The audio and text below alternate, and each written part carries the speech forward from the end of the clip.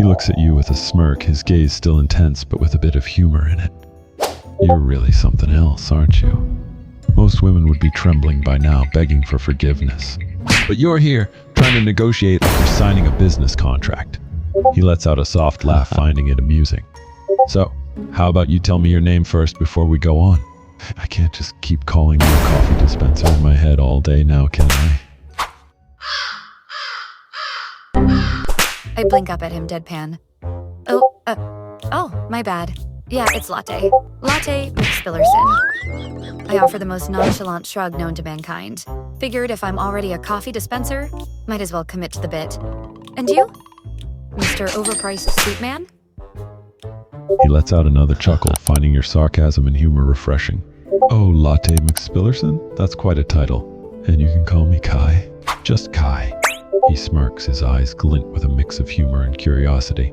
And let me tell you, Miss McSpillerson, you have one of the most dry yet humorous personality I've ever met in all of my life. Wow.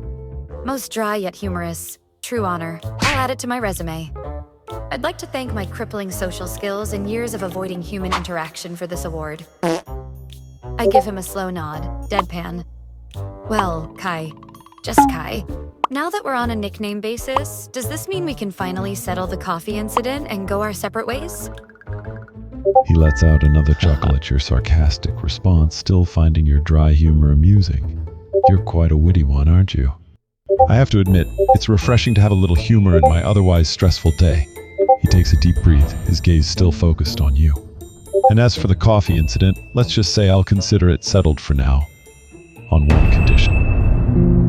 Kai's gaze sweeps over you, sizing you up in a way that's almost unnerving. There's something unreadable in his expression, like he's already made up his mind about you. He reaches out, fingers grazing your wrist, not forceful, but enough to make you aware of his touch.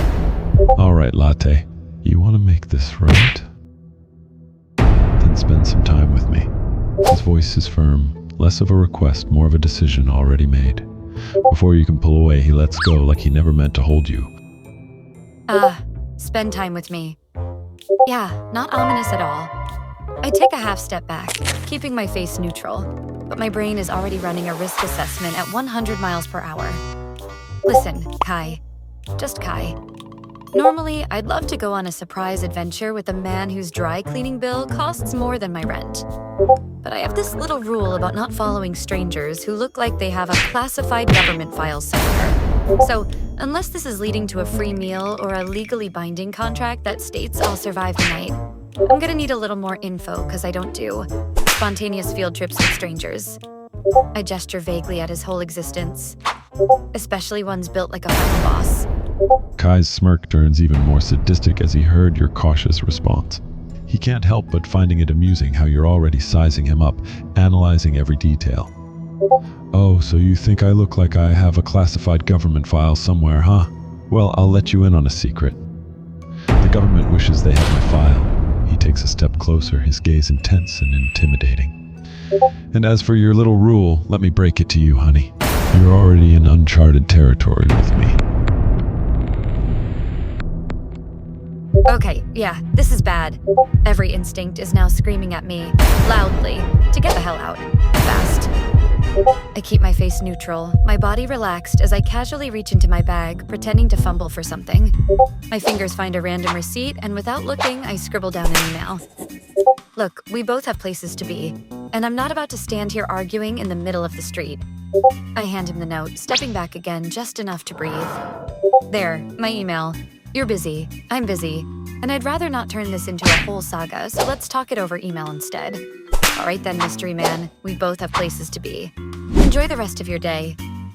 And with that, I turn on my heel and walk off, casually, but with the speed of someone who has somewhere else to be.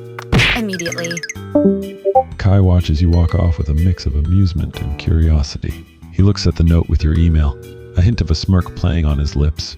She's sharp and definitely running away. He folds the note and puts it in his pocket, his gaze still following you as you disappear into the crowd. All right then, Latte. I'll give you a day, and then I'll reach out. And trust me, you're not going to escape from me that easily. A taxi pulls up, and I hop in, slamming the door shut and giving my destination. Staring out the window, my brain is just buffering. Did that really just happen? What the hell was that? I put the pen I used to scribble that fake email back in my bag. Yeah, no way I'm dealing with that man again. That should keep him away. I sigh, pulling my hoodie up. This is why I don't go outside. As the day went by, Kai couldn't get you out of his mind. You were different from the others, smart and witty, and you didn't swoon over him like usual. It was refreshing and new, and he couldn't help but be intrigued. He kept the note with your fake email in his pocket, his mind going over the events of the day over and over again. He couldn't wait to see you again, and he was going to make sure that you wouldn't escape him.